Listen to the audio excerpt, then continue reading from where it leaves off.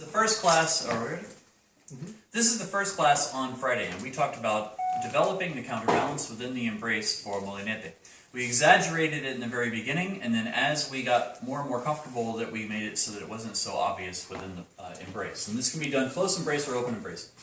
We started out by going wrist to wrist and sending the lower center back away from one another and offering our full extension in the arms and counterbalancing this way, and then we came back up onto the foot until we were completely on our own axes. And then we centered, go back, and we counterbalanced one another. And then we shifted over onto the right foot, and then over onto the left foot. So this is what's starting to create a little bit of turn. So we're shifting from cross system to cross system, and then came back up from there. Then the next thing we talked about was taking a step, getting her on the foot, counterbalancing one another, and then we offered our right side forward to her to send her left side back, and brought our left side back, which let her supporting hip to come forward to turn her, and then we swiveled as we led her to come forward and collect on that foot, ready to go.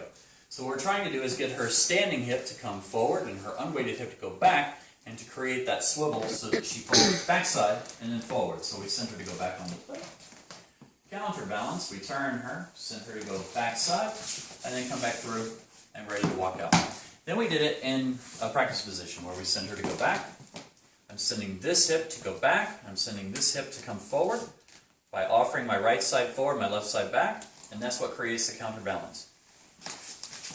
And then lead her to come forward, and that's when we do the swivel, and we're ready to walk out from there, from this angle.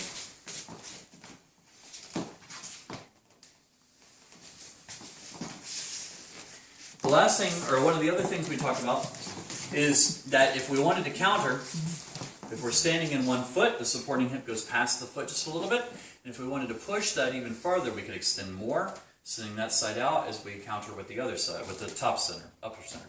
Sending the hips out, countering this way, and then sending the hips back to counter this way. So we wanted to be able to show that full extension throughout.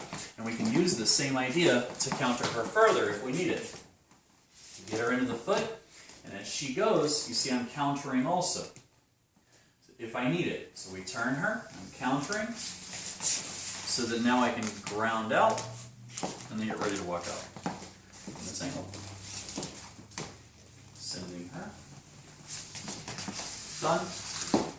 Ready to walk out from there. Good job. Thank you. All right, guys. Let's try.